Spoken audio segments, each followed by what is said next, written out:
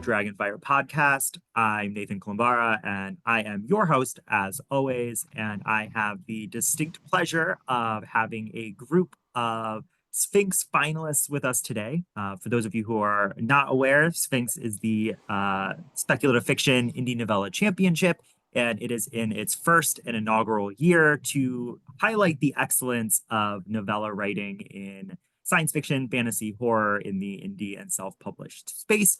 On our last episode, we had three of the other finalists joining us, but today we have another group, and we're really excited to have them. So I thought we'll just go all around, and I'll have you introduce yourselves really fast, and then also talk about what your Sphinx finalist is all about. So Alan, you're first on my screen. We can start with you. Okay, hi. My name's Alan K. Dell. My Sphinx finalist is The Reemergence. It's a space opera, pretty much a prequel to my series. It's an ongoing sci-fi series called The Augment Saga, and it's about a crew of sort of bird-like aliens that have come across this strange probe somewhere in space, and that's warning them of the return of an ancient evil that they've long forgotten and resigned to myth. Very cool. Ben? I'm Benjamin Averin. My Sphinx finalist is Black Gap, which is a sort of dark fantasy meets detective noir. And it's about this detective who has a crisis of conscience after he sends a man who is a guilty criminal to the noose to be killed. But he finds he's overwhelmed by guilt, and so turns to hunting monsters instead of people to see if that's a way that he can kind of continue with his career. Awesome. And then Zhao? Yeah, I'm João F. Silva. I'm the author of Ruins of Smoke. That's my entry for Sphinx. Ruins of Smoke is essentially just an epic fantasy novella, which is also a prequel to my main series, The Smokesmiths. And it just takes place in a city that's being besieged. And it's just a lot of crazy stuff going on with smoke magic and dangerous creatures and just a whole lot of epic battles in general. Very cool. And then Kara. Hi, my name is Cara Delaney, and my entry for the Sphinx is Dark Heart of Ilmo. It's a novella heavily inspired by Lovecraft and his works, and we follow a woman named Iris who left her home years prior to the story and now returns after receiving a letter from her family. And while she is back home, she is starting to discover that her home is not exactly what she left behind, and that there is far more going on than she ever thought. And things aren't as peaceful and quiet as she expected them to be. Very cool. Yeah, and for everyone who is watching on YouTube, Kara is with us. She might not be on the screen, but she will be voice in the sky with us all episode. So thank you all for joining us, and congratulations again for making it to the final round of Sphinx. This episode will be launched on March 26th, so it'll be in the last few days of the competition. So before we move back into talking about things like writing and novellas and competitions and things, and I'm sure you've all been asked those questions a million times, let's just talk a little bit about what's one thing about yourself that you've never really shared before that has nothing to do with writing or science fiction or anything like that. Like, what's one cool thing we'll do? I don't know if this is people do it outside the United States, but in the US, we always do icebreakers about like, what's one fun fact about yourself? So we thought we would start this podcast with that. So just to keep shaking it up, Ben, do you want to go first? Oh man. Something interesting about me, other than writing, I don't know if there is anything interesting about me other than writing. I used to be a barista, and I was really into my coffee. I'd like enter latte art competitions and things like that. That's probably the best I've got. Okay. Kara? Interesting and fun. I think what most people find interesting when they see me is that I am actually super short in real life, 5'1", but I am also one of the strongest people in my social circle, which people never expect because I don't look the part. So when I do stuff like lift a couch to get what dropped underneath, people tend to get a bit surprised by that. All right. Alan? Yeah, I have a load of hobbies, just loads and loads and loads. Writing's pretty much a new thing, generally speaking, in terms of hobbies. I do a lot of photography, do a lot of playing the guitar, video gaming, as you can probably see behind me. Yeah. So just a lot of different random eclectic things. Cool. And then Zhao? I'm not sure if this is a cool thing, but I think it's at least a little bit interesting, is the fact that because I'm based in the UK, but I'm obviously not from the UK. I'm Portuguese. And when I first came into the UK, I came with just 500 pounds in my pocket. And for the first 6 months, I Wow. stayed in a squat above a pub for a whole of 6 months. So yeah, I guess that's something that's fairly interesting about me. Cool. Yeah. So you're all in the UK right now? Is that true? I I am am. not. Yeah. Oh, you're not. Okay. No. 3 of us. So almost everybody is.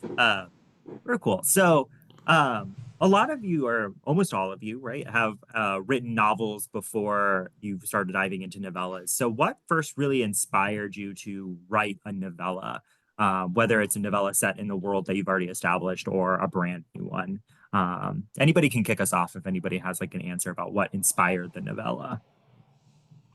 I can start if nobody else wants to Yeah. jump in. Like for me, it was I think it's just the perfect size, to be honest. I think it's just like it's something that we can just write fairly quickly to a high standard that does not take a year or however long the full novel takes. And at the same time, you can still read it as a full book with a full complete story, and you can flesh out the characters and the world and the plot. And you have to, I like the restriction of the word counts, because you don't have the luxury of bloating something with, mindless descriptions and things like that. So for me, it's just, if I wish most readers were on board with reading novellas in general, because if I could choose, I would just write novella. I could write like one every month, and I would die happy like that. Yeah. Did anybody else have a similar experience? Yeah, for me Yeah. it was. Oh. Oh, okay, you can go first. It's Yep. okay. You sure? Yeah. Yeah. Yeah, I was just going to say it's a really great way to introduce someone new to your writing, I think, because it's not such a big commitment to ask someone, especially if you're writing kind of epic fantasy, like like a lot of us do. If you're asking someone to read 100,000 word, 150,000 word novel, that's a big commitment. But if you've got a novella, it's a much easier kind of onboarding point that you can get people interested in your fiction. They go, oh, it's 20, 25,000 words, I'll read that. And then you've potentially got a new reader that will go and invest that time into your longer projects. So yeah, I think it's like a really nice way of kind of welcoming people into your world and welcoming them into your writing. Yeah. Yeah, And Kara? so yeah, for me it was that I gotta back up just a couple steps. So I started publishing under this name romance novels first, which is a big departure, but that is kind of what got me to write this as a novella, because I do love horror. I've always loved horror. And while it would have been a big risk to just dive into a long form novel like this when I was already publishing something so widely different, a novella was a much lower risk for me, and also someone who maybe likes my writing style but is not specifically a fan of romance or fantasy, that they could follow me maybe into this like experiment. And I think it turned out pretty well for just like trying to see if horror is something that I can also write and publish instead of just read. Yeah. Very cool. And then Alan, what was your experience writing this novella? I was actually in the middle of writing my first novel when the idea for this novella came up. I really don't know why. I think I was camping at the same time. I'd just taken my laptop or whatever with me camping, and there I was thinking, oh, you know what, I could do something that happens just before the events of this novel, and then I ended up writing this novella just in the middle of doing the novel as well at the same time, which was a really weird experience for me. But yeah, I'm not entirely sure why I did that, but I do like writing novellas. They are a good length, as the others have said. Yeah, interesting experience. Yeah. So you've all brought up the fact that it's faster and shorter, and it's less of an investment for readers. When you're crafting the novella and you're thinking about the scope of the novella, how do you approach storytelling when you have far fewer pages in a novella than you do in a full novel? Has anybody struggled with that or thought about how they approach storytelling a little differently?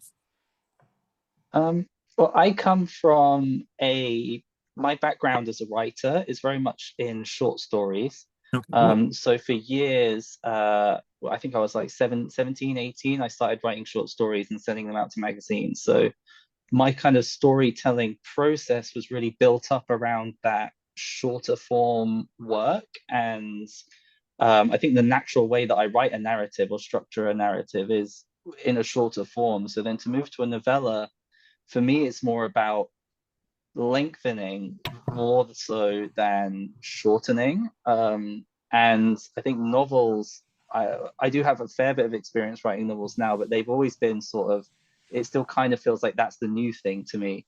And so, yeah, so novellas, it's really like a short story, but longer, more so than a novel, but shorter. At least that's how I approach it, if that Yeah. makes sense. Yeah. And then Ben, is that kind of why Black Cap, like tonally, is kind of different than Salt in the Wound? I Kind of think like so, because of those yeah. differences? Yeah, I've always written, even in terms of like things like at a prose level, I've written my short stories kind of differently to how I write a novel. And even my shorter short stories, sort of 3 to 5,000 words, I tend to get quite experimental with the prose and a little bit more sort of prosaic or poetic. And I think a bit of that creeps into Black Cap at points where it's a little less maybe concrete in some of the descriptions, whereas in Salt in the Wound, things are a little more cleanly laid out. But I like the kind of, yeah, I don't know what I'm saying now, but yes. For me, it's a bit of a different approach. So like obviously I only have one novella out, and it's actually the only one that I've written so far. And essentially it is four big short stories put together in a narrative context. But because they don't really stand alone as short stories, because obviously the narrative is tied between the short stories. So it is essentially like four longer chapters in a book in a way. Um, but yeah, so I had to basically do the complete opposite of what Ben was just describing. I was like, I thought about writing like maybe like half of a book or like the finale of a book or like something like that, and then think about how can I shorten this and just cut out all the fat and just keep the things that I need the most for the story to kind of make sense and tie all the point of views together in a way that the readers will understand. And then do you find that most of your readers are entering in through your novella or through like the Seeds of War, your actual full novel? It's hard to say. I think maybe through Seeds of War. I think they tend to read Ruins after Seeds of War, which I think, I've read some reviews saying that it is a better experience, but I've also heard people say that you can absolutely start with Ruins and just move on to Seeds just as fine. Cool. Yeah.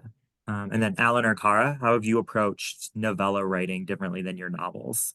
I've had two different approaches actually now. So I've got the two novellas. So the first one, The Reemergence, that, like I've said, was written in the middle of when I was writing the first novel. So that was a very odd experience in itself. But then the second novella that I've written was actually taking a section of what was originally the first draft of my novel and saying, well, okay, this there's too much thematically going on in this novel, so I'm going to take this bit out. And that's what I've done. I cut up that first draft to make several books. But this one, I realised there wasn't enough there to make a full novel out of it. So it was really the perfect length as it is, just to expand a bit to make a novella. So that was really just taken out. And I'm not in a position to do that again. So again, it's probably going to go back to a completely different style next time I write a novella. Yeah. Yeah. Kara?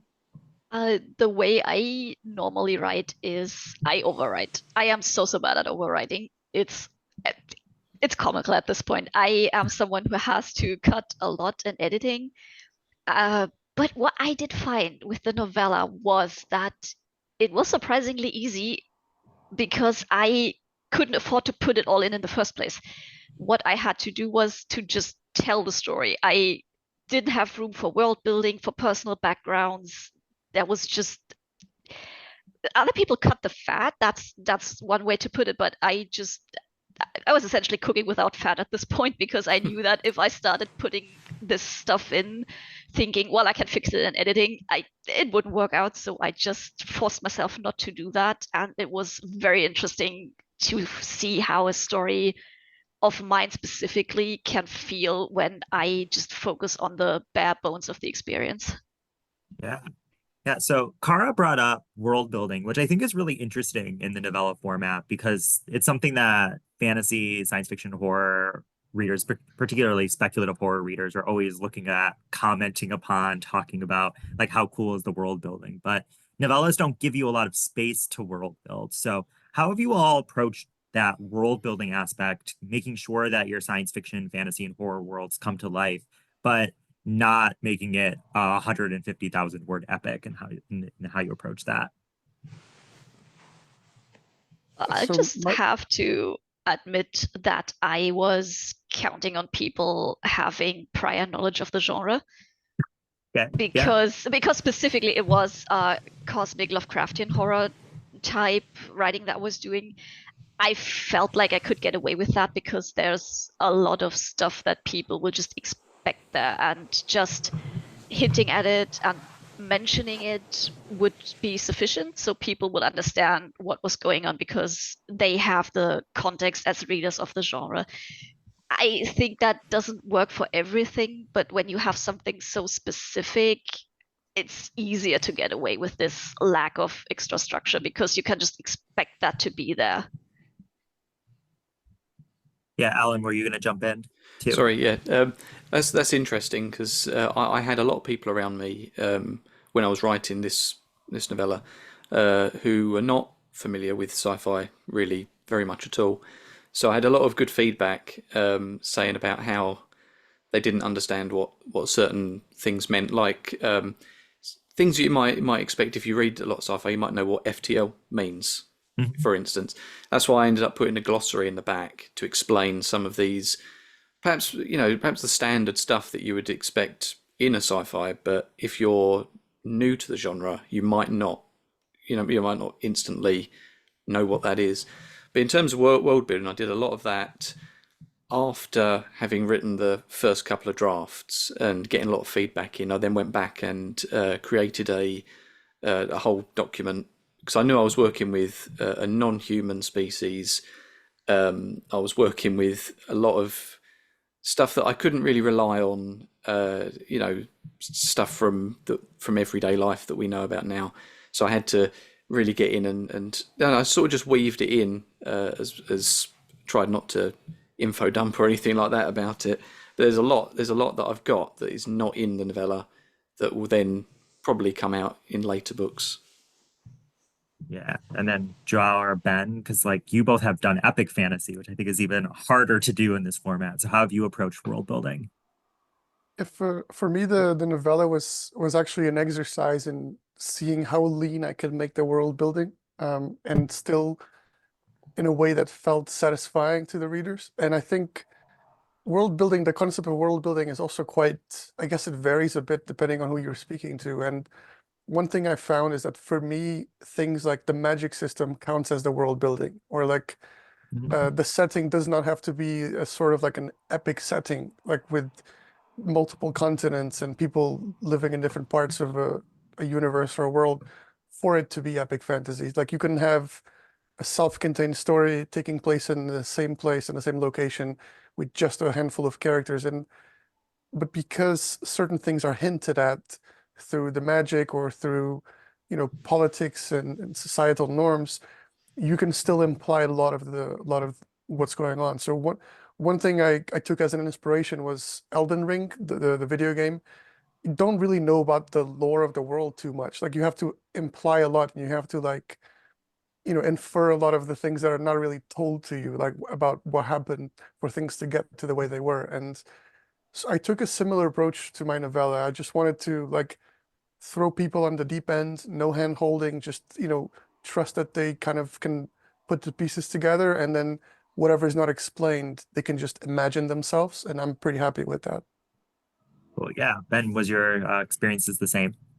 Yeah, I'd say my answer's actually pretty similar. I think partly coming from short stories, again, you have to kind of learn this discipline of kind of almost gesturing to ideas rather than fully explaining them. You have to kind of outline them or kind of point to them and then let the audience fill it in. And there's kind of the kind of fiction that I really like to read often leaves certain things unexplained or leaves certain mysteries for the reader to fill in themselves. And so I've always kind of written that way.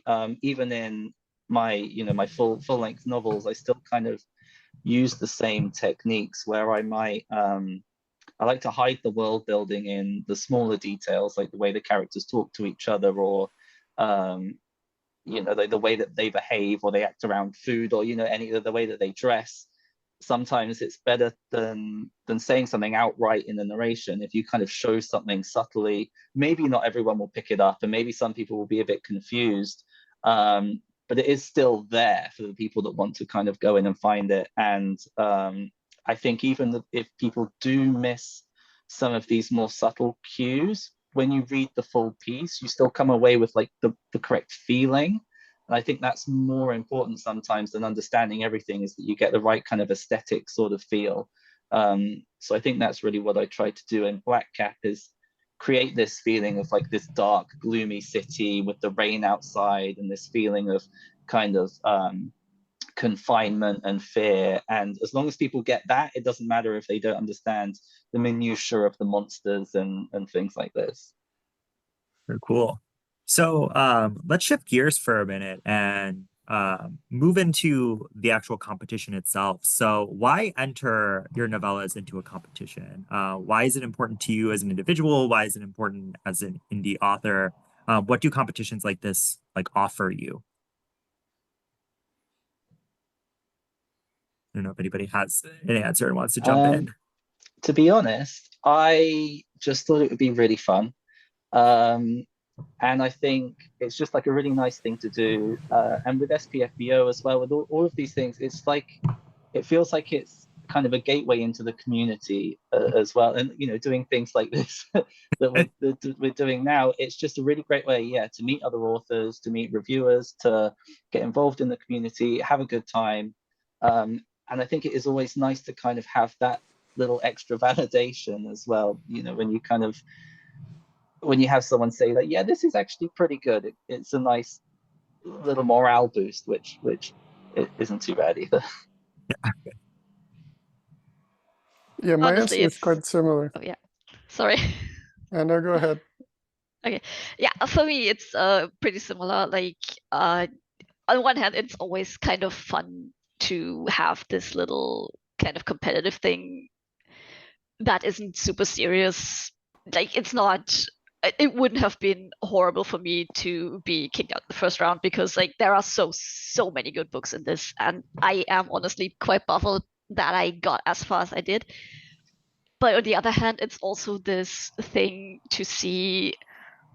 Yeah, it sounds a little odd, but how I compare to other writers a little, not in like, yeah, I'm better than you type thing, but just like hey, we do write stuff that is actually quite similar, and people either react how I expect them to react, like similar ways, the way they react to me and other books that I think are quite close to mine.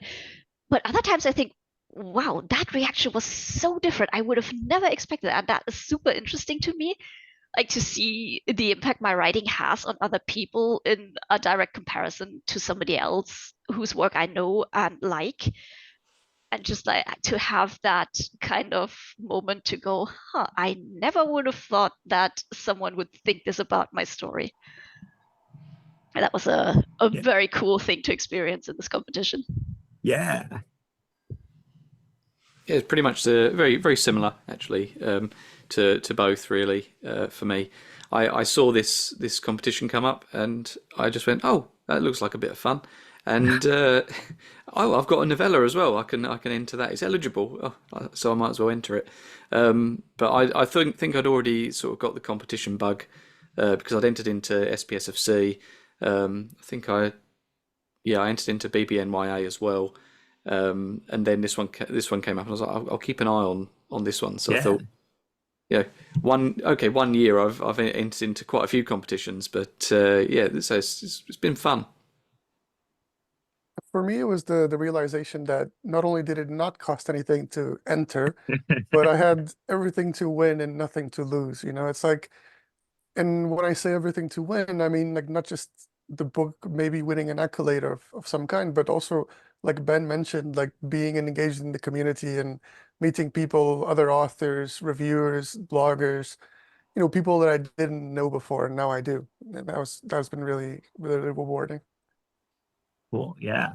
So before we wrap up this interview portion, I'd like to give you all an opportunity just to shout out another novella or Sphinx competitor that didn't make the finals that you either read and loved or that you have on the top of your TBR.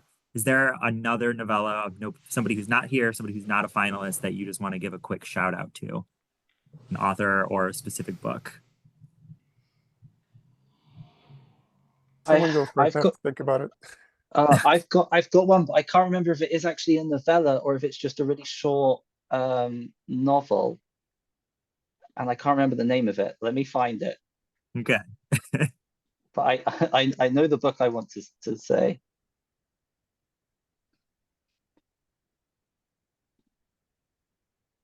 I thought about one. Yeah. I was going to say that the Citrine Key by L.L. McRae is Oh, yeah. yeah, I don't know. I don't think she entered the book into the competition in the first place. No. But yeah, it's a nice little novella, and it's a nice prequel to her main series, The Dragon of Spirits, which I really like. Yeah. That whole series is really good. Yeah. I've got quite a few Sphinx novellas on my TBR at the moment. I've read 3, and so if I can just shout those out, Yeah. 'cause I thought they were absolutely brilliant. One being Witch in the Lighthouse by Azalea Forrest. I don't think that made it past round 1, but I thought it was really good. I did expect it to go a lot further. Dust and Lightning by Rebecca Crunden, and a necromancer called Gam Gam by Adam Holcomb. Yeah, I thought they were brilliant. Yeah. And we always have to keep shouting out Adam Holcomb because like he's never involved in the organization of the competition, but it was his tweet that inspired this whole thing. So Yeah. not only is Gam Gam brilliant, but he also kind of was the inspiration for all of this. Yeah. Ben, did you find that? Oh, did you want to go? Yes. I was just gonna quickly tag on to the shoutouts because those are pretty much the books I would have shouted out to because A Necromancer called Gum Gum just had such a cute premise to me that I have to read it. And I did actually read Dust and Lightning prior to the competition, like a year or so back, and I found the world building in that one pretty interesting. Well, and then Ben? Yeah, I wanted to shout out The Crescent Moon by E.J. Dobell. It's like a philosophical fantasy novella. It's really different. It kind of gives me vibes of The Buried Giant by Kazuo Ishiguro. So yeah, I absolutely recommend that. I don't know if it's in Sphinx or not actually, but it's an indie novella that definitely is worth checking out. Very cool. All right. Well, I guess we can move then into our Dragonfire segment, where we'll do a quick rundown of some other cool topics. All right, so it is now time for our Dragonfire segment where we do a quick rundown of 6 topics. We have, as a group, 3 minutes to talk about each question. And so for our first question is, what's a book that has been on your TBR for so long that you just need to admit to yourself that you're just never going to get to it and you need to just let it go? So, Alan, we'll start with you. Books in the Culture series by Ian M. Banks. I No. started. Sorry, I started with Consider Phlebas, which apparently is the wrong place to start. And I was recommended some other books, but they've been on my TBR for so long now. I just don't think I'll ever get around to reading them. Yeah, I feel like that always happens the most with like those really long series, is that you like those classic series, you're like, I'm gonna get to it, and then you never do. Yeah, right. All right. Kara, did you have an answer? Yeah, for me, I've got to go with Rule by Hugh Howey. I did check when I bought this. I bought it in 2013, and I have tried reading it Oh my multiple times gosh. since then, and I just Wow. I never could get into it. I'm not even sure what it is because it is on paper absolutely my thing. It's just that I bounce off of the writing, I feel like every time. So I'm just going to take that and lovingly put it into the never pile. Yeah. I will say that the Apple TV adaptation is actually really good. I've also not read the books, but I have watched the show, and as a non-book reader, I thought the show was really good. So if you're bouncing off the writing, but you think the story's good, that might be something to check out. Yeah, that's actually the second time someone has told me that. So Yeah. I Okay. guess I'm going to put that on my watch list now. Yeah. And if you're like a Dune 2 fan, like Rebecca Ferguson's the star, so everything, it worked out, I thought. All right, Benjamin. I've got A Crown of Swords, Wheel of Time, book 7 on mine. This is a book I got halfway through, and I've been picking at it for genuinely over a year. Every now and then I'll go back and read a bit more. I've been refusing to DNF it, but I think like Just do it. honestly, yeah, I think I can't. It's just not for me. I know it's a classic, but I think I'm done now. Every time Yeah. I hear someone talk about the Wheel of Time, they refer to the slump. I think that might just be it. Yeah, Like I there's think this I've only infamous read the like first 3 or one. 4 book streak where everyone just like, no, sorry, this is not working for me anymore. Yeah. Yeah. And book 7 is like the beginning of that. So if you can't even get through 7, you've got Oh like dear. what, 2 or 3 more books after book 7 where it's still real slow. Yeah, I haven't got the willpower. Yeah. But don't worry that like about Wheel of Time. For me, like Malazan has been on, or Malazan has been on my TBR for like a decade, and I don't know if I'm ever going to get to it. So I'm with you on those like big epics. Zhao? Yeah, I was gonna say Skyward by Brandon Sanderson. I got the hardcover when it came out because I was binging all the Sanderson books at the time. I think it was like 2018 or something like that. And it's YA sci-fi, which I'm not really that much into. And I've been looking at the book. I've read it the first chapter, and I think I'm just ready to not not continue it anymore. Yeah. Yeah. I feel like a It is quite 2018 Sanderson binge is not hard, but a 2024 Sanderson binge is really hard. Yeah, yeah. Yeah, I haven't kept up, so Yeah. All right. So for our next question, we've obviously seen a lot of science fiction and fantasy and horror books get adaptations as movies, as TV shows. So based off of everything that you've seen, what is the worst individual casting decision that you've seen in a science fiction, fantasy, or horror adaptation? Does anybody want to start us off? Yeah, I'm gonna let me start because just throw a grenade in here, like immediately. Henry Cavill as Geralt. Like, Oh, I know what they were going for, and I Whoa. think they actually That's a nailed hot what they were take. trying to do, but he's too young. He is too young to be Geralt. Like, I know he's like 40 at this point, but no, Geralt is someone who isn't just a stoic, sexy badass, which they did well He's in the only show, but he's more of the kind of guy who just has seen so much stuff in his life that he just cannot care anymore about everything that he sees and that happens to him. And they just did not go for that in the show, and I kind of missed that with the adaptation. Yeah. I feel like everybody always starts their answers with like, this is going to be controversial or unpopular, but then they say something normal. And I was like, this is the first time that I was taken back. Yeah. Yeah. Yeah, I was Maybe just I'll gonna I'll- say, Sorry, go ahead. Go ahead. yeah, I was just gonna say Morfydd Clark as Galadriel for the Rings of Power. Oh, Oh, I cannot get on board with that casting choice. Kate Blanchett is still my queen, so I can't give that a You know what? that That's fair. casting might be the Fair. only thing I actually liked about that show. really. I really didn't like the show, but I thought she was fantastic. I The really thing did is, not like she's her. good in a vacuum, but if you can actually compare to the films with Kate Blanchett, it's just not the same. Mhm. Yeah. Yeah, that's totally fair, actually. No, sorry. Yeah. I'll go. I completely forgot about some of these when I was racking my brain to come up with something for this question, and all I could think of was being a bit topical with David Lynch's original Dune movie. Sorry. Yeah, some of the casting in that was a bit weird. I have to say, They made a lot of weird choices, but very yeah. very weird. Yeah. That the David Lynch version's weird. I mean, I think like, my like with even with the new Dune, I'm not sure if I really buy Timothy Chalamet or Zendaya that well in those roles. I think that they're both the weak points in those movies. So even I think the more modern Dune, to me, had some like casting missteps. They're not like terrible, but I didn't think that they were super great either. Uh, yeah, Ben, did you have an answer? I don't know if we ever. I've got a bit of a cheap answer, to be honest. I've written down Corey Stoll as MODOK in Ant-Man Quantumania.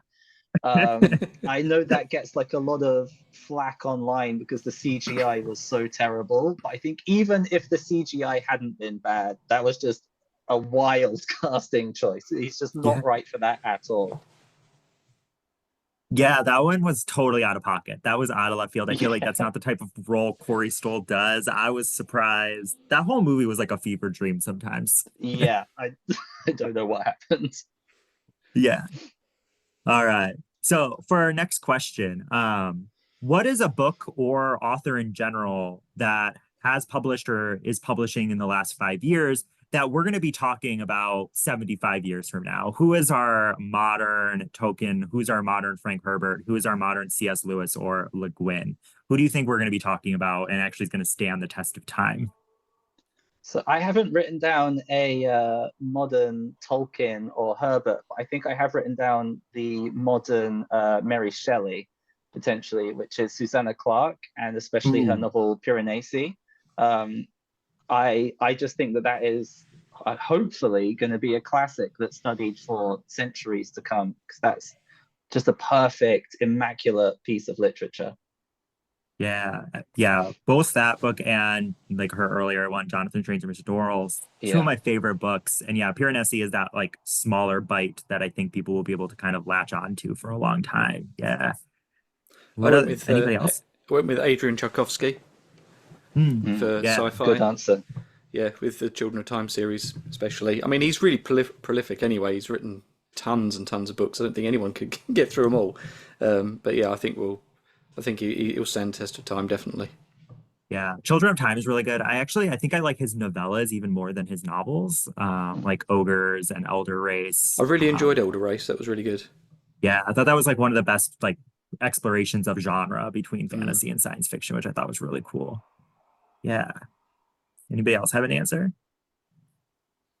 Yeah, I'm gonna go with the boring, probably the most obvious, basic answer, which would be Brandon Sanderson, just because of the Mhm. body of work that he's got, and all the kind of the fact that he writes in multiple genres and multiple age categories. He just writes like a maniac every year. He publishes like 2 or 3 books, and they're all massive successes. And he also is extremely marketable to not just adults, but he also has a lot of crossover appeal with young adults. And the fact that he doesn't write kind of like adult scenes or swearing in his books, I think that's going to help elevate him to maybe a more kind of mainstream audience, especially when he starts to get those TV adaptations.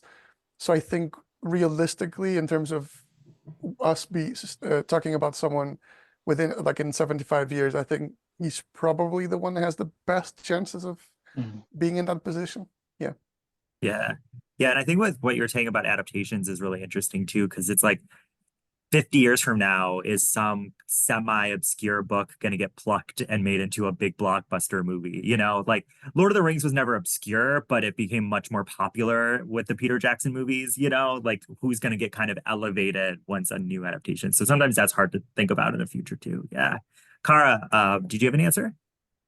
Yes and no. Like, if we're just going by popularity, I have to agree with Brandon Sanderson just because he is so prolific and he isn't just confined to writing. Like, he does podcasts, he does his lectures.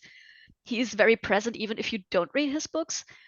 What I personally would hope for is that because a lot of books get this boosted popularity with their adaptations, and I would really hope for the Murderbot adaptation to do this for Mhm. Martha Wells, because the series is just it's so out there, and the protagonist being, well, Murderbot is just something that is very new in terms of mainstream sci-fi fantasy media. So that would be my personal hope that we would keep talking about Martha Wells and that series specifically for a long Yeah. time. Yeah. Because they cast what? Alexander Skarsgård as Murderbot? Is that who it was? They Yeah, I cast, think and I was like, it I was, cannot yes. picture that. I cannot get my head Yeah. around that. I had a completely different picture of Murderbot in my head, but like considering that Murderbot is specifically not characterized in the stories that much in terms of Yeah. like, can we put a face to this character? I think it might just work if the writing is good. And I think Martha Wells has read the script and she's on board and says it's good. So I have high hopes. Cool. Yeah. Yeah. I had an answer for this one, but I realized that that her biggest stuff is a little more than 5 years old now. But I was also thinking like N.K. Jemisin. And I think like Broken Earth. I think like awards don't matter, but I think sometimes awards matter for like historical sense. So like the fact that she has those 3 Hugos for that series and then has continued to write afterwards. I do think she's going to kind of be like a Le Guin figure in the future. But all right, let's move on to our next question. So, you have to kill off one of the following character tropes, meaning that one of these tropes you can never have it in your own writing, you can never find it in another book that you're reading. Which trope do you like the least? So either A, the strong and silent warrior, B, the silver-tongued assassin, C, the dubious pirate, D, the secretly badass princess, or E, the loyal but inept best friend. So, which of those are you killing off forever? I The can go last first. one. Oh, The- nice. No, No, go go ahead, ahead. go ahead. Okay. Well, it just I feel like it's not a bad trope, the loyal but inept best friend, but it is not often executed well. It feels to me very mean-spirited most times. Like they're focusing way more on the inept part of the trope and not the loyal part of the trope, and I really don't like Good that. point. They don't treat the characters well if they do this, so I don't like to read it in most instances, really. So I wouldn't miss Yeah. it. Yeah, especially since like authors tend to focus on like how like ugly or overweight or something is wrong with that character too. That's just used for mockery. Like I get what you're saying, Kara. Yeah. Ben, do you have an answer? I said the silver-tongued assassin. Honestly, I don't really hate any of these tropes. I'm kind of ambivalent on all of them. But if I had to get rid of one, it would be the assassin. I just think it's a little easy. It's a little bit vanilla. I think there are more interesting things you can do with an assassin character to kind of switch it up a bit. So yeah, I just think it's a little bit easy, but it can still be done well. So I don't want to be Yeah. too harsh on it. So that's That's how I interesting. feel. That's pretty much my my same feeling with the strong and silent warrior. Yeah, like it's kind of like, oh, if you have the strong and silent, like rough warrior type, that means you just don't have to write a main character, you know, like you just could have this blank slate of a central figure. And so, yeah, I'm with you, Alan. I'm like, that's how I felt. Like, I want to get rid of that one as a reader. I don't like reading the like strong, silent main character type. I was gonna go with the Silver-Tongued Assassin as well because I'm not much of a fan of silver tongues in general. So it's like whenever I read it on the page, it's just like, why? Like, why do I have to read this again? So yeah, I'll go with that. All right. So we're cool with pirates and we're cool with badass princesses, but not warriors, assassins, or inept best friends. That's about Very it. cool. Yeah, that sounds right. Yeah. Which I feel like we definitely always also need more pirate fantasy. I feel like we get like one or two Mm. pirate nautical fantasies every year, and then we go a couple years without them, but more pirates. Um, so moving back into the adaptation space, what is your favorite science fiction movie or TV show? What is the one you keep returning to? What movie or TV show defines you as a fan of the genre? Which one's the best out there? Anybody have an answer? I find picking favorites really tricky. I usually like to make lists, and I don't even do top 10 lists. I always do like open-ended. These are just all my favorites. But I've given it a Yeah. go. I've got a movie and a show. I picked Jurassic Park and Arcane, the Hmm. League of Legends Netflix show. But that could change depending on which day you ask me. Yeah. But I think those are both incredible for different reasons. So yeah. Yeah, Yeah, that is so see, true though. It's having always just a multiple mood thing.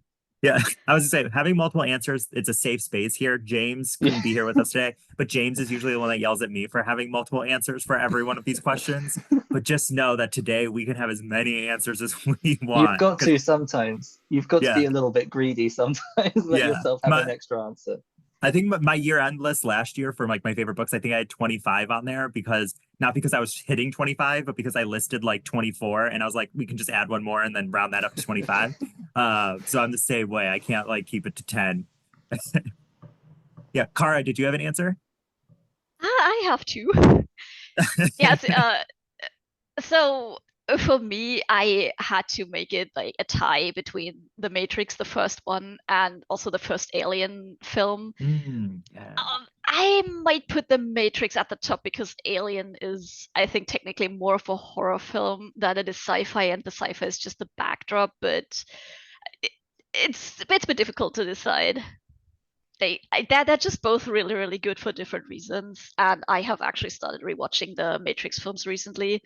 And I was surprised at how well they held my attention and how easy it was for me to not like have my mind wander because I do have a hard time focusing. But Matrix just like, yeah, straight through, not a single break in between. That was Yeah. easy. Cool. I find it pretty difficult to pick favourites as well, to be honest. I'm very much a mood watcher, and so at the moment, for movies, I've recently seen the both of the Dune films, so they're right in the forefront of my mind at the moment for movies. But the TV show that I'll always come back to is Stargate SG-1. That is out and out my favourite sci-fi series. That I'll always go back to. I even just watched the movie with my kids last night. That's- It's probably the 10th Uh, time I've watched it. I got a TV show and a movie as well. Like for TV show, I'm gonna go with The Expanse, just because I Yeah. binged the entire 8 seasons in like a 2 week period. And that was a bit crazy, but yeah, it was pretty good. And for movies, I'm gonna go with Interstellar by Christopher Nolan. The picks. Yeah. Great film. All right. So then for our last question, what character from a fiction book would you invite to your birthday party and what are you doing at the party with them? So anybody have an answer about what their ideal fictional character party guest would be? My answer is slightly depressing, but also a little bit fun, if you're prepared for that. I put Lift from Stormlight Archive. And the part of the reason is 'cause I've lived with chronic illness and she could heal me. So I'm thinking the party starts, heal me, so I'm healthy. And then after that, we eat sushi and donuts. Very cool. Yeah. Sounds nice. Sounds like a good plan. Yeah. Anybody else have an answer? I'm going pretty obscure here. I'm going to go with the character called Maru from the Shadewood Saga by Drew Wager. Okay. Pretty much, it's a sci-fi fantasy blend series that I absolutely love, and the guy just can't catch a break. So I think a party would do him good. Just whatever we do, it'll do him good. Yeah. Nice. Yeah, I was gonna go with Murderbot simply because I don't really like birthday parties. I've always felt kind of awkward to have all the attention on me. So if I could just have Murderbot with me to watch TV shows and just chill for the whole day, I think that would be a pretty good party celebration. Very cool. Yeah, Tara? so I would invite Gimli from The Lord of the Rings, and we would go bowling first and then have a party with pizza and beer after. And I think maybe before we start on the beer, he could teach me to throw an axe, because that would be pretty cool. Yeah, when James sent this question in, my first thought was Margot and Elliot from the TV show version of The Magicians. I don't know if anybody's seen it here, but they would be the life of the party. By the way, The Magicians TV show, infinitely better than the books if you bounced off the books because they were too whiny. The show is also a little whiny, but it's not nearly as whiny. But if for those of you who have seen The Magicians out there, Mario and Elliot are like chaotic queers, and they would definitely make a great birthday party experience. But with that, that wraps up our Dragonfire segment. So before we hop out of here for this podcast, I just wanted to give each of you an opportunity again to shout out your books, whether it's your Sphinx novella or your latest project or some upcoming projects. Take the space. So Alan, we'll start with you. Yeah, like I said, my Sphinx novella is The Reemergence. If you like space opera with non-human characters, sentient AI, great spaceship battles, things like that, yeah, give that one a go. And it's a prequel to my series as well, so it's a good jumping off point. Awesome. Zhao? Yeah, and it's pretty much the same thing as my book Ruins of Smoke is also a prequel to Seeds of War. It's a good starting point. People can pick it up for free by joining my newsletter, actually, so there's no commitment whatsoever. It's relatively short, it's very fast-paced, so I guess within like 2 hours, people are done with the book and they would have a pretty good idea of whether they like my writing and the magic system and stuff like that. And yeah. Very cool. Ben?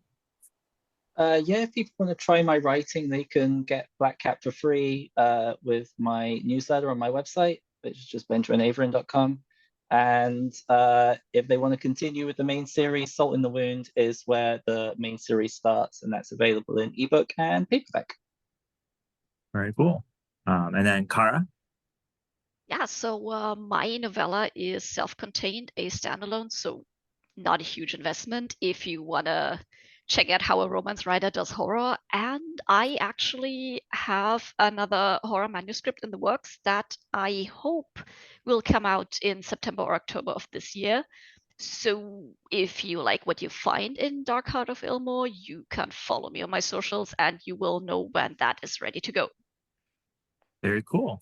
Well, thank you all for joining me on this episode of the Dragonfire podcast, and good luck in this last week of the competition. I know we still have a lot of scores left, so it's anybody's game. And thank you all for listening. The Dragonfire podcast comes out every other Tuesday, and we will hit you back with more interviews and science fiction and fantasy book, TV show, whatever